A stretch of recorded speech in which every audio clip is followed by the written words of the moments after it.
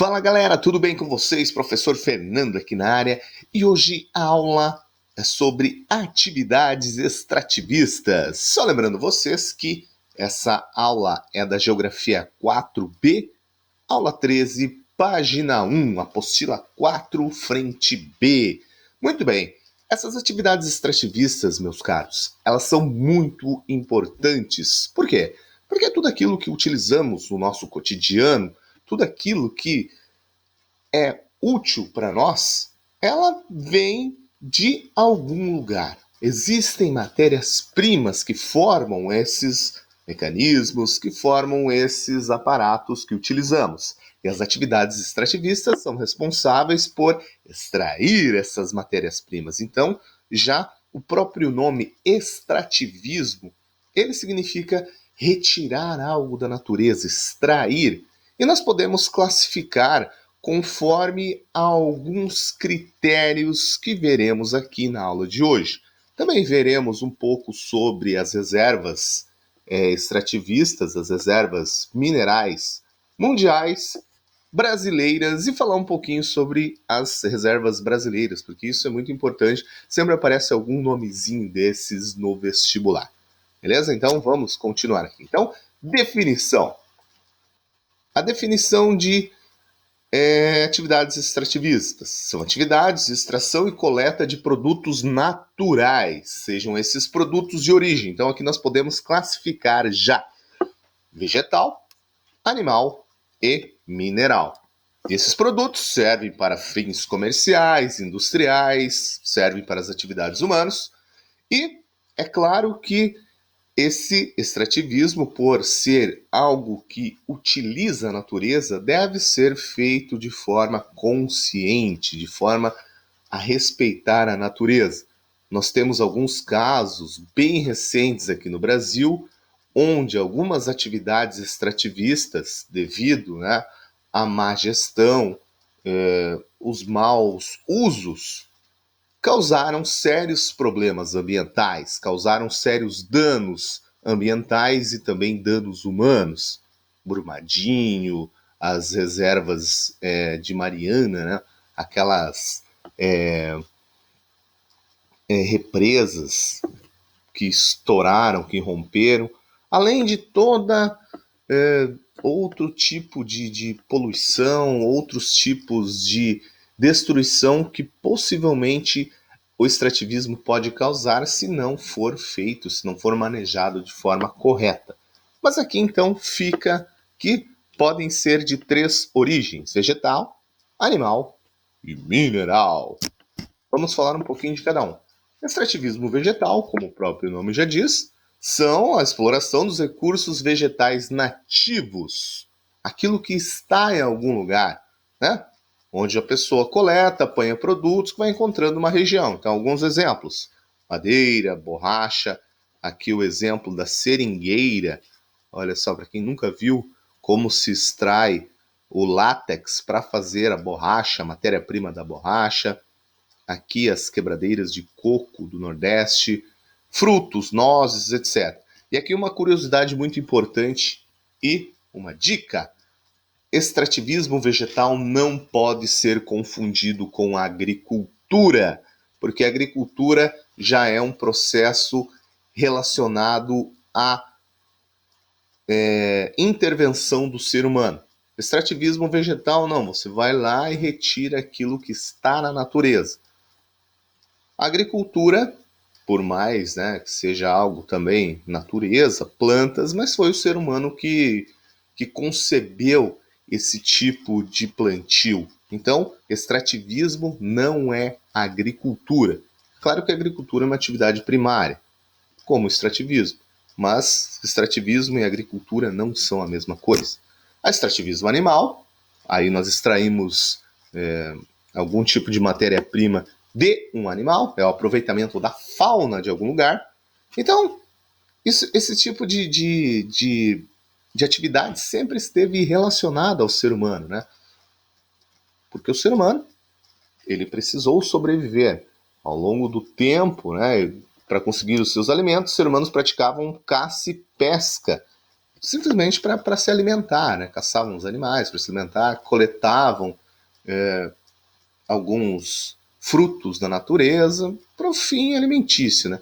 E hoje, além desse fim alimentício, nós temos um fim comercial para tudo isso, né? Tanto o extrativismo mineral, vegetal, animal. Então, atualmente existem técnicas mais desenvolvidas para pesca comercial, pesca artesanal e pesca esportiva. E o extrativismo mineral, esse talvez seja um dos mais importantes dos 3 extrativismos, né? A minha concepção é o mais importante, porque é a extração de minerais úteis da crosta terrestre. Então, esses minerais eles estão presentes ferrenhamente na nossa vida. Olha só, né? Tenta imaginar sua vida sem ferro, alumínio, cobre, os minerais metálicos, os minerais não metálicos, né? Então, isso tudo é muito importante porque está presente na nossa vida, faz parte do nosso cotidiano, dos nossos utensílios. O extrativismo mineral também recebe o nome de mineração. Muito bem, né? Aqui alguns termos um pouquinho mais específicos. A mineração é o termo que abrange os processos, atividades e indústrias, cujo objetivo é a extração de substâncias minerais e a partir de depósitos ou massas minerais.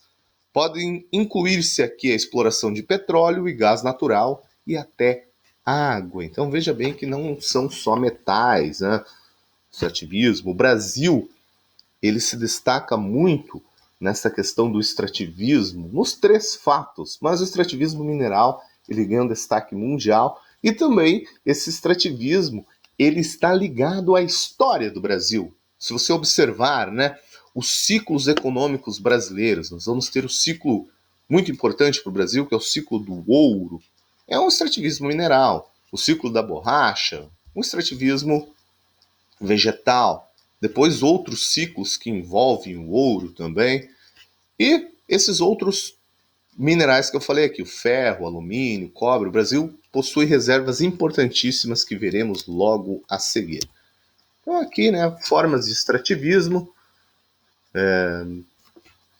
minerais radioativos, aqui provavelmente buscando ouro ou qualquer outro tipo de mineral, aqui uma mina de sal, muito interessante, e aqui uma mina mostrando um acidente que aconteceu um tempo atrás dos mineiros do Chile. Lembra? Os mineiros do Chile que ficaram soterrados por mais de 40 dias.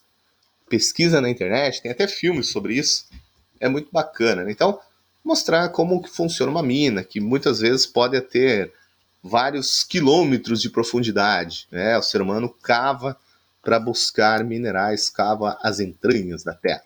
É interessante aqui, mais uma vez frisando, que muitas vezes esse extrativismo é feito de forma incorreta, predatória.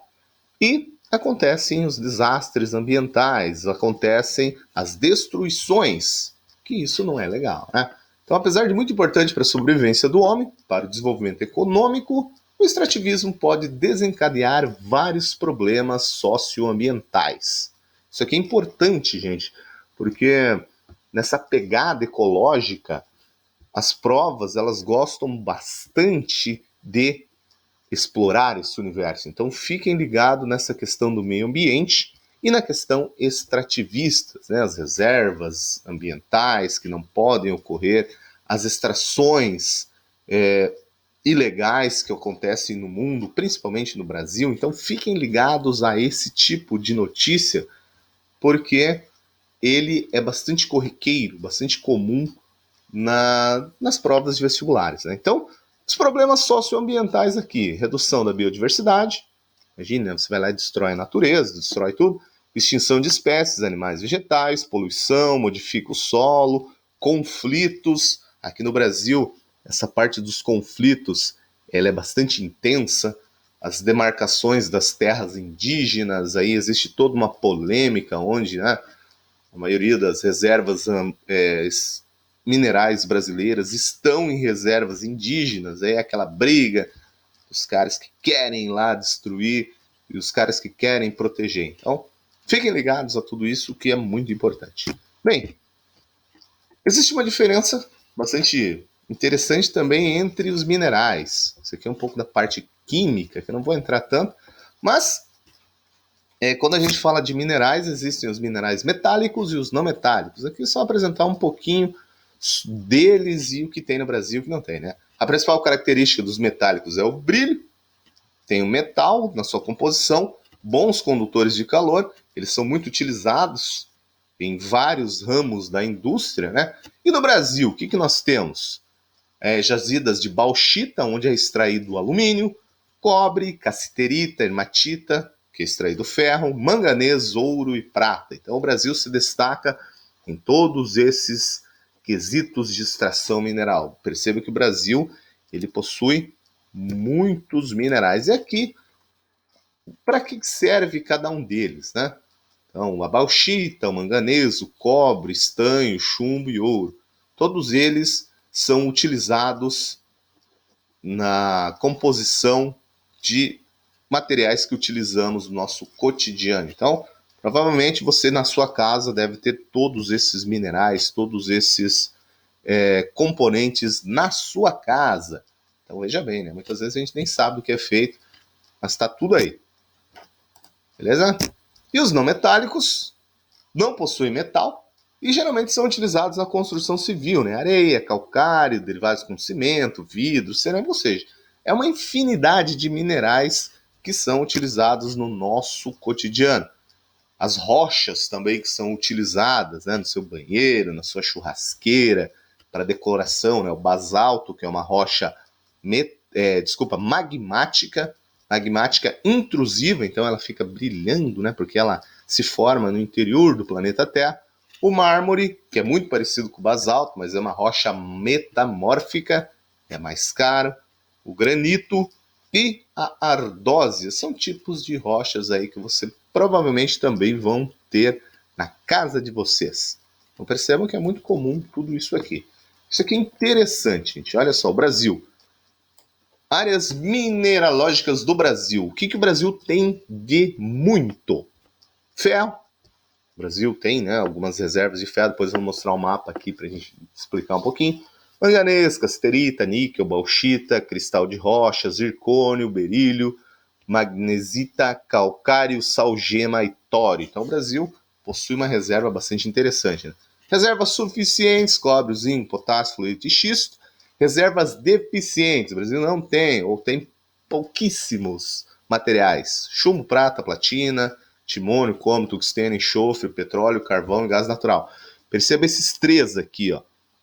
Esses últimos três, o Brasil é deficiente de petróleo, carvão e gás natural. E isso vai fazer uma diferença gigantesca. Nós somos dependentes de outros países. Então, talvez isso explique um pouco dessa questão do preço do petróleo, preço do gás, o desenvolvimento industrial, o desenvolvimento econômico também está ligado à dependência ou não desses três tipos de minerais. Então, fiquem ligados nisso. O Brasil é dependente dos minerais petróleo, carvão e gás natural. Não tem aqui no Brasil. Aqui as principais companhias, né, nacionais que vocês vão ouvir ou já ouviram falar, né? Essa principal, a Vale, ficou famosa, né, porque foi responsável pela tragédia em várias ocasiões, de várias tragédias, na verdade. Então são várias, olha só, várias mineradoras, né, várias empresas que acabam controlando a extração brasileira. E olha só, que interessante, né? Como se formam esses minerais? Então nós temos, lembra na aula de geologia, a formação de várias estruturas do relevo. Então nós temos os escudos cristalinos, que são as estruturas mais antigas do relevo, formadas lá no pré-cambriano. Lembra que quando nós estudamos sobre eles, falamos que os escudos cristalinos, eles são importantes reservas de minerais metálicos. Então, os escudos cristalinos são reservas importantes de minerais metálicos. Por isso que o Brasil tem muito ferro, tem muitos materiais metálicos. Por quê? Porque boa parte do Brasil é formado de escudos cristalinos. E esse escudo cristalino, ele vai sofrendo erosão, vai sofrendo processo de erosão. E essa erosão, né, essas partículas, elas vão se acumulando em lugares mais baixos do relevo e vão formando as bacias sedimentares. Para quem não lembra, né, a estrutura do relevo, bacia sedimentar, ela é um pouco mais recente, Mesozoico e Cenozoico, e nas bacias sedimentares, são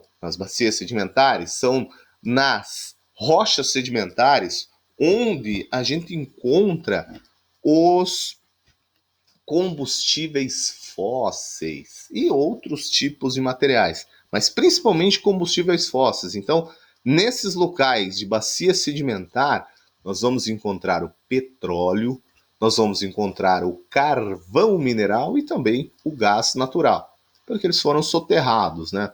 Ou as árvores, ou os animais foram soterrados e foram transformados em esse tipo de combustível. Então é muito interessante. O Brasil possui algumas reservas de bacia sedimentar, mas não é um destaque no mundo. E por isso que o Brasil não tem tanto petróleo, né? Pelo menos não descobriram ainda, ou é difícil extração. Mas o que mais tem no Brasil são materiais metálicos, justamente pela formação de escudos cristalinos. Então perceba que tudo está ligado, tudo está ligado. Minerais no mundo. Perceba que o mundo é formado de muitos minerais, que eu vou explicar para vocês. Cada bolinha dessa, ela possui, né, um significado, é um tipo de mineral. Então, são distribuídos para o mundo todo, e essas flechinhas são os principais fluxos de minerais do mundo.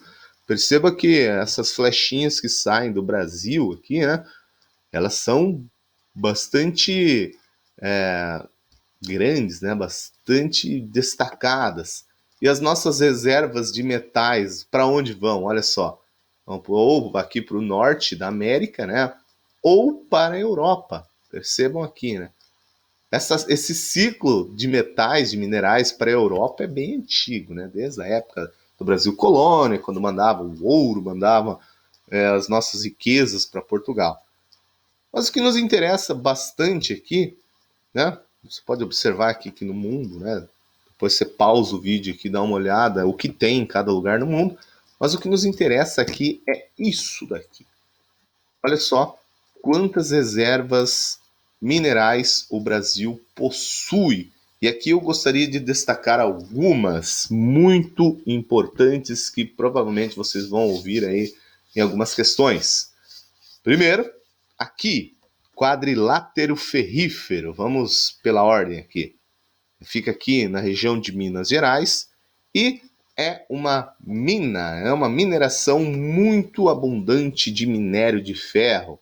Abastece as siderúrgicas do Sudeste e também exporta para o mundo todo. Então, quadrilátero ferrífero é uma reserva muito importante de ferro que o Brasil possui, que fica em Minas Gerais. Aqui em cima, né? O projeto Grande Carajás, no coração ali da Amazônia, no estado do Pará, que também é uma mina que se destaca pelo ferro e manganês, apesar de ter também uma diversidade de metais. No livro de vocês tem uma história bem mais elaborada, eu não vou me estender tanto aqui, para essa aula não ficar tão cansativa e chata para vocês, mas existem umas coisas aqui interessantes. Então, procurem se informar aqui sobre o projeto Grande Carajás, né, que foi um projeto elaborado pelo governo na era militar, para justamente explorar esse tipo de material. Aqui a Serra Pelada, que também fica bem pertinho ali da Serra dos Carajás, foi um lugar onde na década de 80 encontraram ouro. Então, houve uma grande movimentação no Brasil inteiro para essa região da Serra Pelada. Tem até filme sobre isso. Umas reservas de ouro muito importantes aqui, que movimentou um monte de gente, maior confusão, né? Então, isso aqui também é importante. Vale do Trombetas também, né? Que fica aqui no Pará, nas margens do Rio Amazônia. Um sexto da bauxita mundial, então perceba que é muito importante. Vale do Tapajós, que são rios onde encontra ouro. Percebam que a boa parte dessas reservas estão na Amazônia, e isso é um problema gigantesco, porque vai ter conflitos, vai gerar conflitos entre um monte de pessoas aqui. E também aqui o maciço do Urucum, que fica no Mato Grosso do Sul, pouco explorado e uma reserva muito forte de ferro e manganês. Apesar de outras tantas aqui, né? Então, algumas se destacam por serem importantíssimas para o Brasil, mas se você conseguir aqui observar, o Brasil ele é bastante diverso na questão mineral. Então, o Brasil ele é um grande exportador de minerais, de minérios. Isso é bastante representativo do PIB brasileiro, né? Para quem está ligado nos minerais, agora acabei de lembrar, né? Aquela questão do nióbio que todo mundo fala, o Brasil também possui muito, mas há muitas controvérsias que não tem tanta utilidade, mas enfim, né? Aqui cabe bastante discussões e bastante campo para questões. Em uma aula aqui nós vamos resolver só questões e provavelmente vai aparecer alguma dessas aqui. Belezinha, gente? Então, por hoje eu encerro a aula. Fiquem ligados, acompanhem as aulas, acompanhem os chats e também acompanhem as atividades. Façam as atividades para que vocês consigam dar aquele up, né? Dar aquele brilho no conteúdo de vocês, beleza? Qualquer dúvida, estamos aqui. Até a próxima e fui! Vamos lá, vamos desligar esse negócio aqui agora, que eu tenho que seguir alguns caminhos. Mas, falou, gente, até mais.